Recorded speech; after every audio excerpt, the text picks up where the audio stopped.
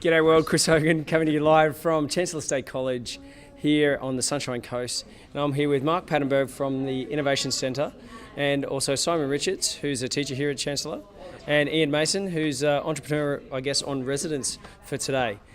So, Mark, do you want to introduce us into, I guess, the school and what it is we're doing in this particular classroom?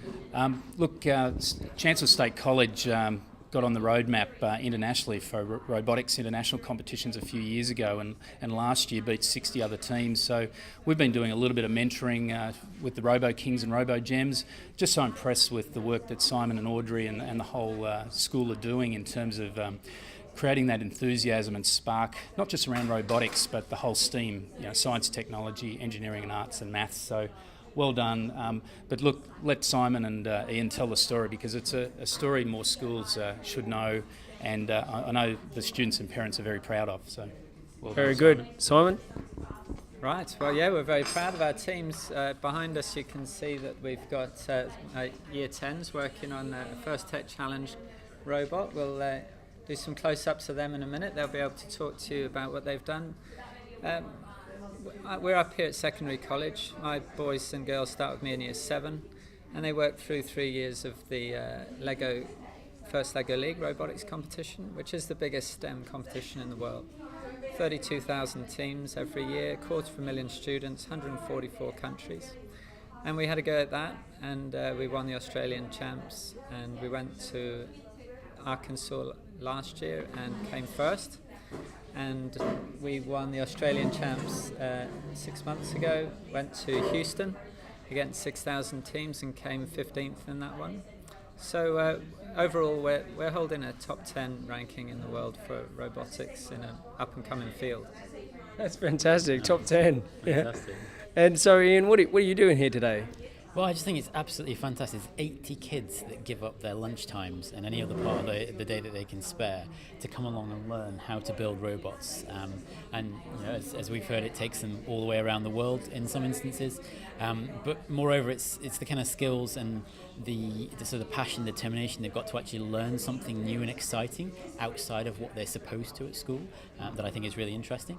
And this is where we need to go in terms of thinking about the jobs of the future, thinking about what skills these people are going to need when they get to the stage where they're looking for employment. So I think it's great what you guys are doing here. What am I doing here? I'm coming to see what it's all about, what's happening, have a look at some of the interesting projects that are going on. And of course, my focus, sort of being entrepreneur in residence across Queensland, is looking at what do these guys have to think about if some of the projects that they're working on might have a commercial future. So hopefully a bit of advice as well. Yeah, fantastic. And so we talk about STEM a lot, or STEAM. Which one is it? We have got a little bit of the arts department on board, but for the last 5 years we've been going as STEM. Yeah. Science, technology, engineering and maths. We've got our Robo Gems, which are the girls in engineering, maths and science, and that just came out as a beautiful brand. You'll probably see their logos going around, and it's brought our girls up and into engineering, which we offer as a senior subject, but not enough girls picking the subject.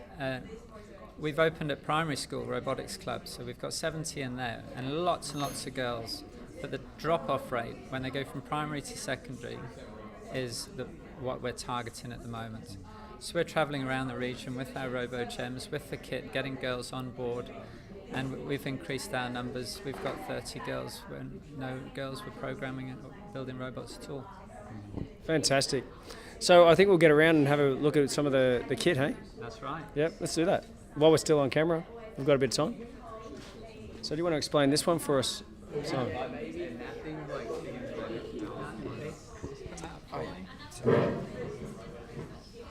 Right, here we go. We've got the Robo Kings. These boys came second in the Mayor's Telstra Tech Awards. Behind our Robo Gems, it's a little bit of a contentious issue. The girls are happy with the win. The boys did well. They still managed to take home a good set of prizes. Didn't get to go to Sydney like the girls, but maybe next year we'll be having a red hot go. I'll hand you over to Jackson. He'll tell you what we've got here. Okay, so this is just the basic starting robot for FTC. It's just called a pushbot, and it's just to start and give everyone an idea of what FTC is about and what you need to do in the competition. And right now we're just starting to program it, so it'll actually be able to follow orders from the controllers and everything. Nice.